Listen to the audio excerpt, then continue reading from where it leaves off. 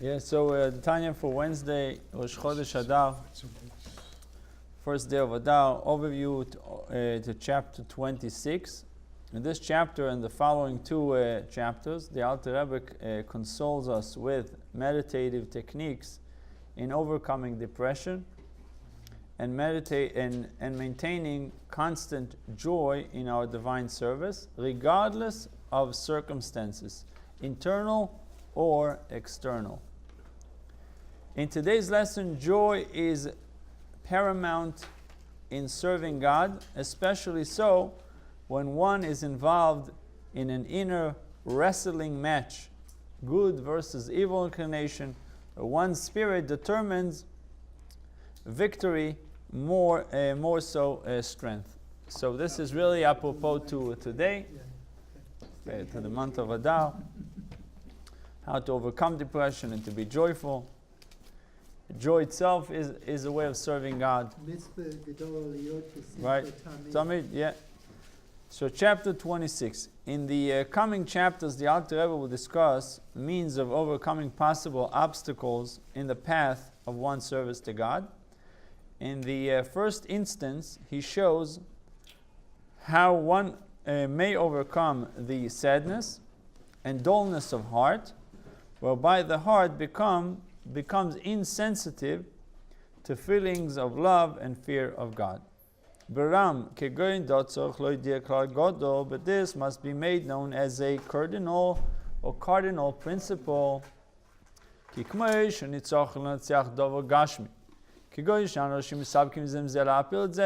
two people are fighting with each other, or wrestling with each other, if one guy is lazy and sluggish,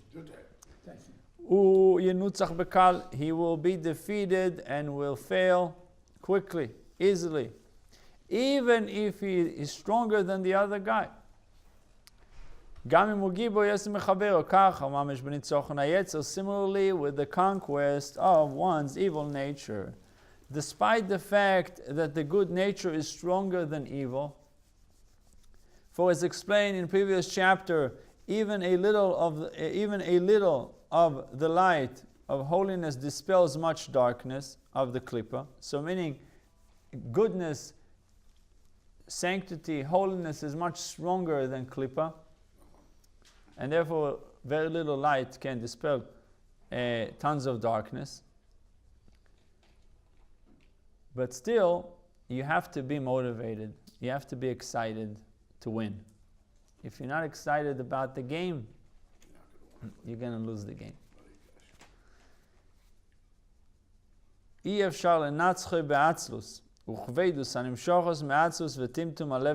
is impossible to conquer the evil nature with laziness, sluggishness, which stem from sadness and a stone-like dullness of the heart.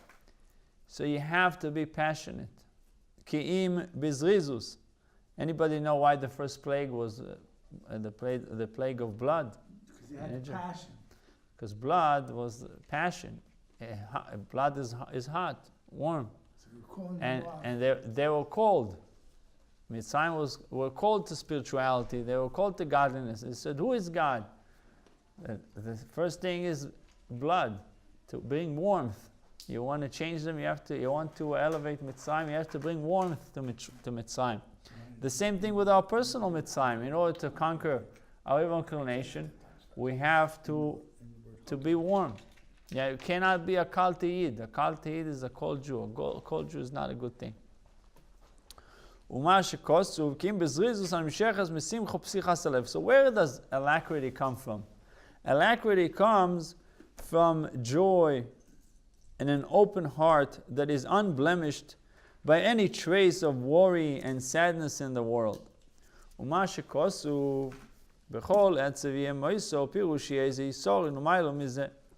As for the pasuk, in every sadness there will be profit, which means that some profit and advantage would be derived from it. So why shouldn't I be sad if I can benefit from sadness? In Adrabah, Milosh, in Zemash Moshe, Mitzratz, Men B'Mayl, Rak Shagia V'Yovam Meno Eze Torah.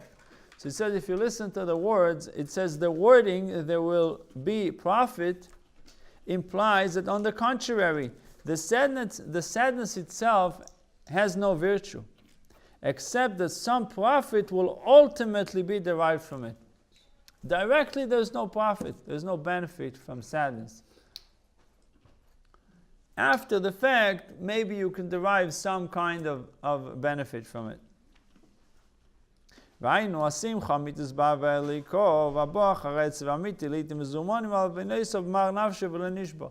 what is the benefit that you can gain from sadness? Is the joy that will come after it. That's the only thing. So really the essence is to be joyful. The profit is the true joy in God, which follows the true. Which follow the true justified sadness, and you have to remember the word justified sadness, over one's sins with bitterness of soul and a broken heart, which must come at specific, suitable times. Hence, the profit of sadness is the joy that follows it.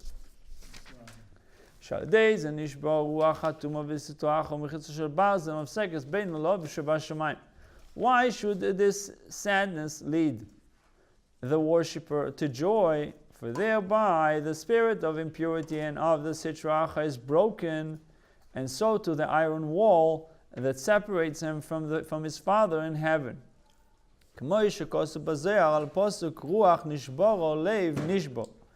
As the Zohar comments on the pasuk, a broken spirit, a broken heart, you will not despise. Hashem sees a broken heart, He does not despise it. The Zohar interprets the pasuk as follows: a broken spirit of the Sitra Achra is brought about by means of a broken heart. Since sadness over one's sins causes the Sitra Achra to be broken and the iron wall to vanish, it leads one to rejoice, as the Alter Rebbe now goes on to say.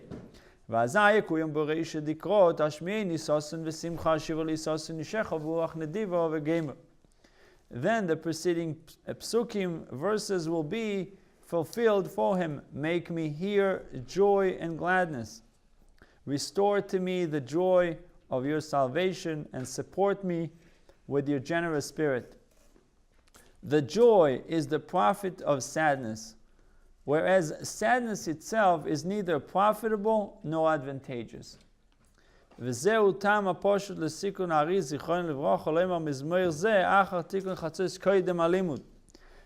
the simple reason, apart from the deeper mystical ones, for the practice instituted by the Arizal, Rabbi Yitzchak Luria, by reciting this psalm containing the verses quoted above after Tikkun Chatzos, the midnight prayer, before resuming one's Torah study.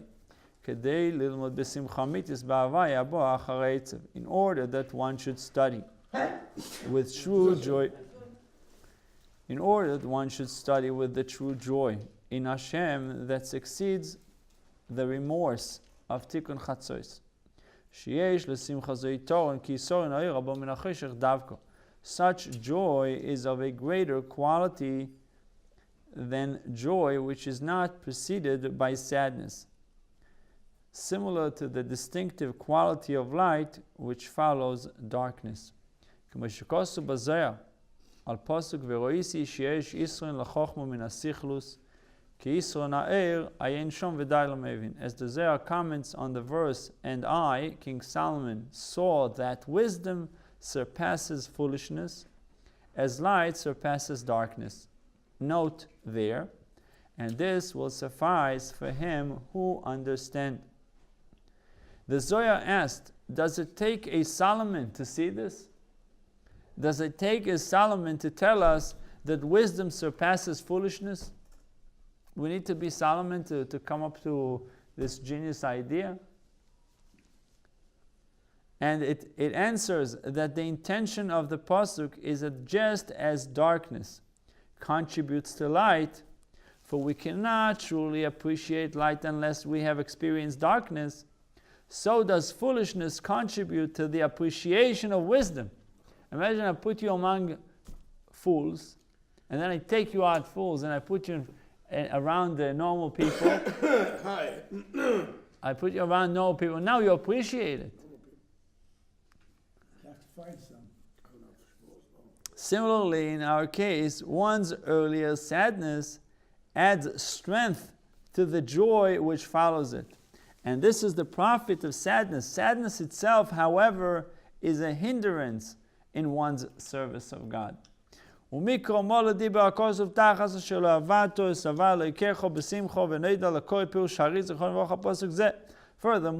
pasuk states explicitly, because you did not serve God, your Lord, with joy, therefore you will serve your enemies. And everyone is familiar with the explanation of the Arizal on this pasuk. The pasuk reads, because you did not serve God, your Lord, with joy and gladness of heart, from an abundance of everything good. You had everything, but you still didn't serve God with joy. You served God, but not with joy. The simple meaning is, when you had an abundance of everything, you did not serve God with joy. This meaning is borne out by context of the following verse. You will serve your enemies in hunger, thirst, and nakedness, and in want of everything. But there is an interpretation. You did not serve God with joy greater than that caused by an abundance of everything. Meaning, I receive a lot of joy from having everything, but the service of God is not greater than the joy of having everything.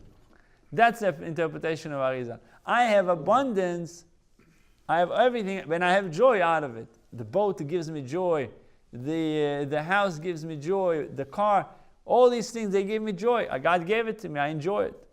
But serving God doesn't supersede the joy that I have from the physical things. That's what led to serving the enemies. That's the interpretation of the Zohar, of Arizal. We see from all the above the importance of serving God joyfully. Yet many things in one's life, both physical and spiritual, may cause him sadness. The Alter Rebbe now goes on to propose means of combating this sadness so that one may always be joyful. The reality is that there are things that makes us happy and things that are causing us to be sad. So how do we combat situations of sadness?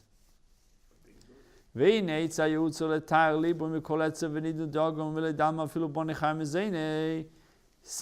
advice, meaning a strong advice, sound advice has been offered by our sages on cleansing one's heart of all sadness and any trace of worry about mundane matters. Even a sadness or worry caused by the lack of such essentials as children, health, or livelihood. The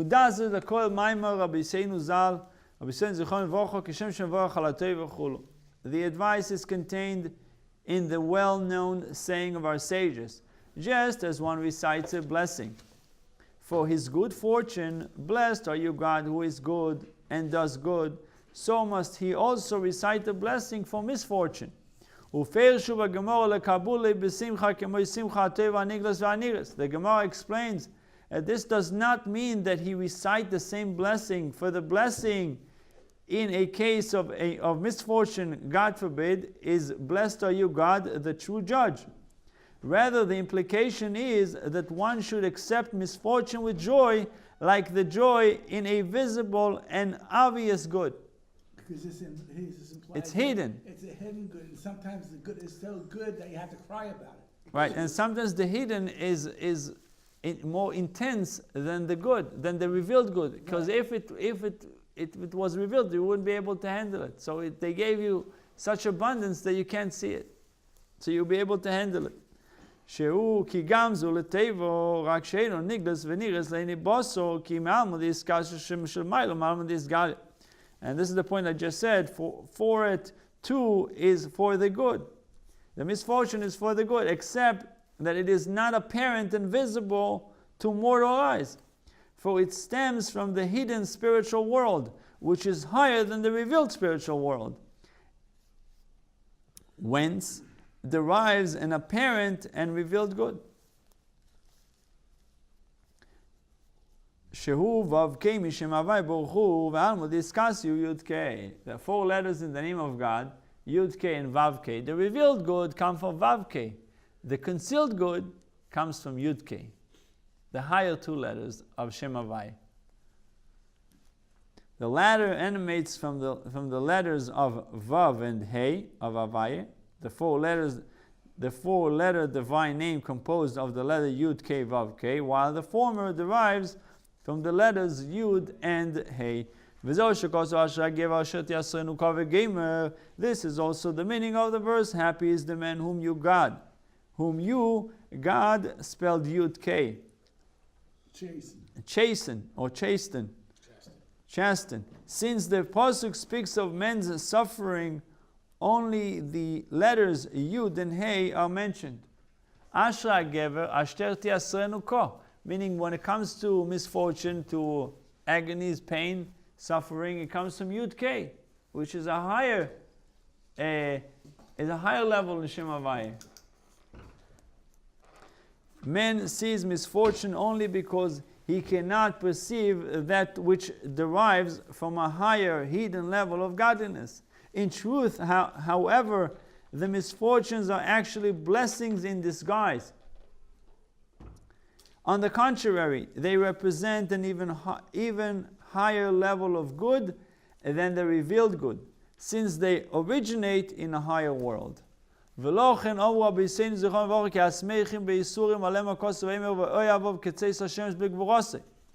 this reason, our sages stated in Judges 5:31 that the pasuk, those who love him shall be as the sun when it comes out in its might, refers to the reward of those who rejoice in their afflictions. God always rewards men, measure for measure.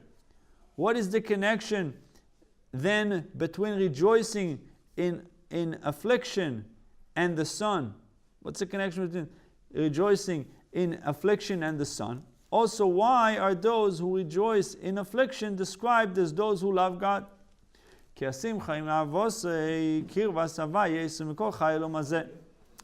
one's joy in affliction stems from the fact that being near to God is dearer to him than everything of the life of this world. His primary thing is to be near God, to be close to Hashem. As it is written, for your loving kindness is better than life. Now the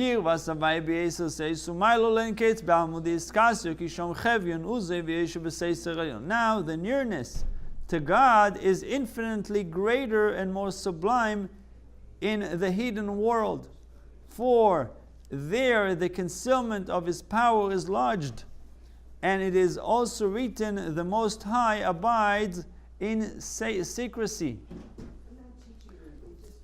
Both these psukim, these verses, indicates that the hidden world contain a higher aspect of godliness than the revealed world, since the hidden world is the source of seeming affliction. He who loves God rejoices in it, for it represents a greater nearness to God than revealed good, which derives from the revealed world. Now the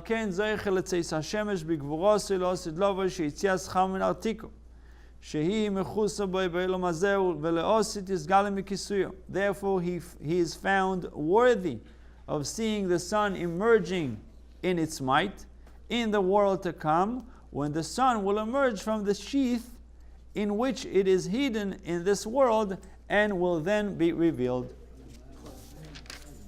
Dainu she'az yisgoleh. Alma diskasiv izach v'yoyer begilui ra v'otzum l'chol ha'chesim bo be'elam hazeh u'mistoifim b'tzilut zel ha'chochma shu b'chinaser v'lo eiro v'teva nires v'day lo mevin. This means that what is presently the hidden world will then be revealed, and it will shine forth and glow in a great and intense revelation upon all who seek refuge in him in this world, taking shelter in his shadow, the shadow of wisdom, which is presently in a state of shade, as opposed to revealed light and goodness. They find shelter and refuge even in that which represent an external appearance of shade and darkness, whereas the light and goodness contained in it is concealed. This is sufficient explanation for the understanding. To return to our original point, when one considers that whatever appears as suffering is actually a higher form of good, he will no longer be saddened or worried by it. The Alter Rebbe now goes on to discuss a different type of sadness that's caused by one's failing in matters of spirit. As for sadness connected with heavenly matters, one must seek ways and means of freeing oneself from it. This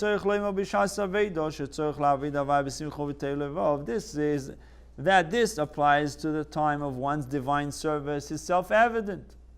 For one must serve God with joy and gladness of heart. But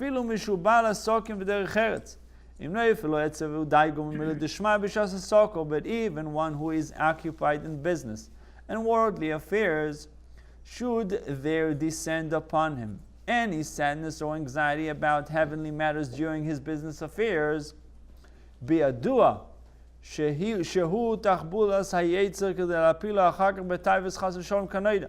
It is certainly a trick of the evil inclination which saddens him, ostensibly, for spiritual reasons, in order to lure him afterwards into lust, God forbid, as is well known.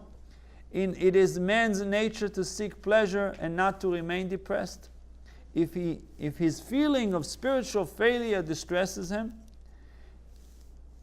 he will seek his pleasure in physical gratification.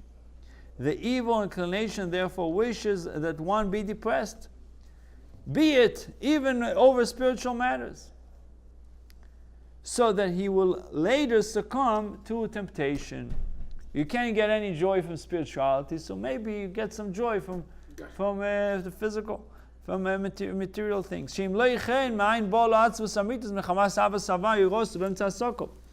if it were not so, that this depression is the doing of the Yetzer Hara, from where would a genuine sadness, one that is derived from love or fear of God, come to him in the midst of his business affairs? Since a genuine sadness is an expression of love or fear of God, it should express itself at a time when these emotions are active, during prayer, Torah study, and the like, but not during one's business. Clearly then, the sadness is artificial, created by the Yetzer Hara for its own purposes, and one must therefore rid himself of it. The next paragraph provides the means. Whether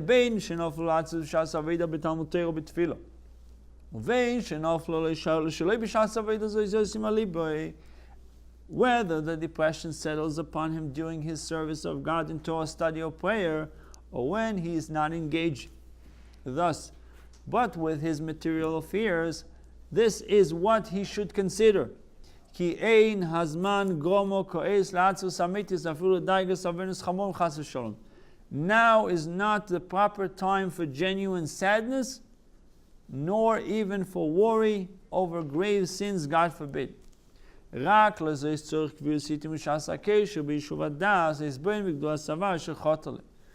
this one must set aside opportune times when the mind is calm, to reflect on the greatness of God against whom he has sinned,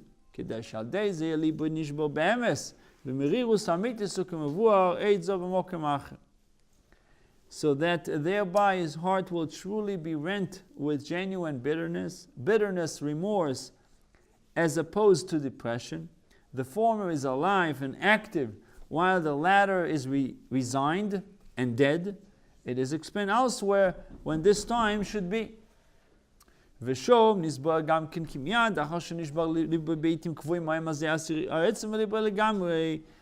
it is also explained that immediately after his heart has been broken during those appointed times, he should completely remove the sorrow from his heart, and he should believe with perfect faith that God has erased his sin and that he pardons abundantly. Thus, even if one has sinned repeatedly against him, God will readily forgive him as though he had sinned for the first time. Unlike man who easily forgives a first offense or first offense, but finds it difficult to do so when offenses is oft repeated. This knowledge that God has surely cleansed him of his sins is the true joy in God which follows the sadness. As explained above, that the virtue of sadness lies in the joy to which it gives rise. Thank you.